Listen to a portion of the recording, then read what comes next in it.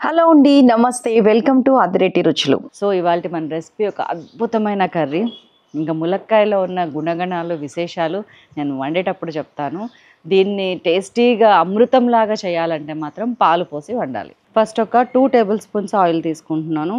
కొంచెం ఆయిల్ పడుతుందండి, ఎందుకంటే ఉల్లిపాయలు మరిన్ని వేస్తాం మనం. ఉల్లిపాయలు వేగాలంటే ఆయిల్ ఉండాల్సిందే. సో దీంట్లో అన్నీ పడతాయి. చెక్క ఒక 1/2 టీ స్పూను ఆవాలు వేస్తున్నాను, ఒక 1/2 టీ స్పూన్ జీలకర్ర వేస్తున్నాను, కొంచెం జీలకర్ర ఎక్కువ వేస్తున్నాను, 1 టీ స్పూన్ మినపప్పు అండ్ 1 టీ స్పూన్ శనగపప్పు. ఇది 1/2 టీ స్పూను, అందుకని 1 టీ స్పూన్ అంటున్నాను. అండ్ ఎండుమిరపకాయలు అండ్ కొద్దిగా కరివేపాకు.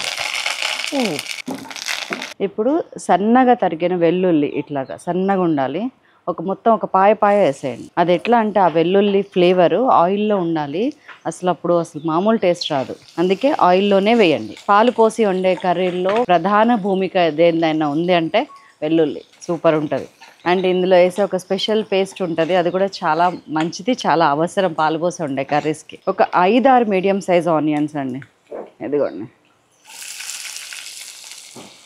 ఇలా సన్న ముక్కలు తీసుకోవాలి. ఎక్కువ పడుతుంది ఉల్లిపాయ, ఎందుకంటే మన గ్రేవీ చాలా టేస్టీగా మెత్తగా, చెప్పాను కదా, అమృతంలాగా గుజ్జులాగా రావాలంటే ఉల్లిపాయలు ఎక్కువ ఉండాలి. అండ్ ఆ ఉల్లిపాయలు పాలల్లో మెత్తగా కరిగిపోవాలి, అంటే అలా ఉడకాలి అని. సిమ్ చేయండి. ఎప్పుడైతే మీకు కొంచెం మంట ఎక్కువ అనిపిస్తుందో అప్పుడు సిమ్ చేయటం మర్చిపోకండి. ఒక 2 మినిట్స్ మగ్గింది అంతేనండి, వేగొద్దు, మగ్గాలి. ఈ టైంలో ఉప్పు వేసేస్తున్నాను. ఒక 1 టీ స్పూను, ఇంకొక 1.5 టీ స్పూన్ ఉప్పు, 1/8 టీ స్పూన్ పసుపు. ఈ పాలు పోసి వండే కర్రీస్లో పసుపు ఎక్కువ పట్టదు, ఎందులో అయినా.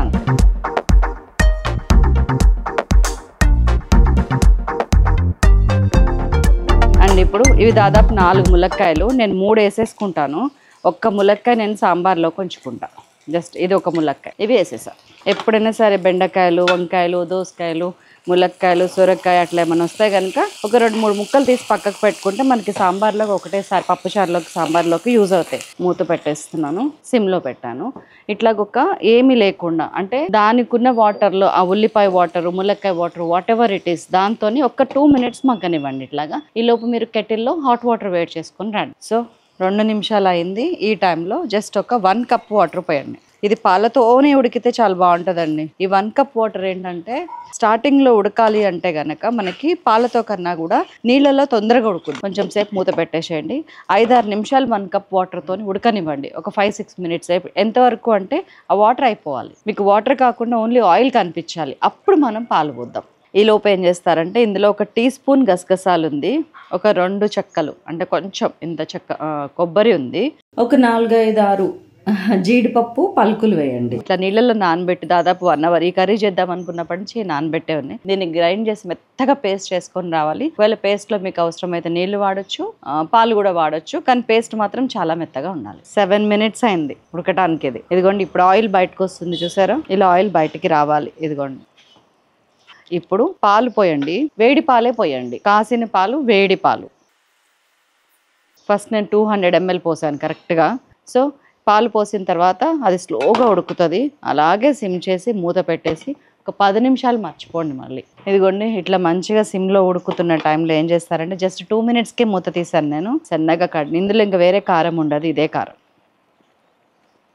ఇది మెత్తగా పేస్ట్ లాగా ఉడికిపోవాలి. మంచిగా కదిపేసి ఇప్పటికి 10 నిమిషాల నుంచి ములక్కాయలు ఉడుకుతున్నాయి. చికెన్ ఎంత టైం పడుతుందో ములక్కాయలు ఉడకటానికి అంతకు ఒక 2 నిమిషాలు ఎక్కువే కానీ తక్కువ పట్టదండి. సో అది దృష్టిలో పెట్టుకొని ములక్కాయ పొయ్యి మీద ఉండటానికి ట్రై చేయండి. సో 10 నిమిషాలు 12 నిమిషాలు అయింది.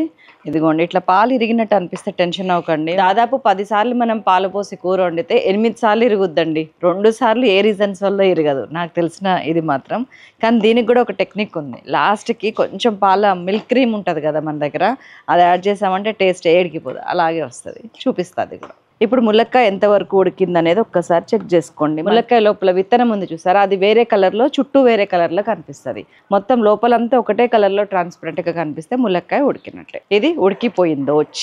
ఇప్పుడు ఇందులో ఆల్మోస్ట్ అయిపోయింది. మనం చేసుకొచ్చిన పేస్ట్ ఉంది కదా, అది వేయాలి. ఇదిగోండి, మన కొబ్బరి, జీడిపప్పు, గసగసాలు పేస్ట్. ఇది సూపర్ టేస్ట్ ఉంటుందండి, ఎక్స్ట్రా టేస్ట్.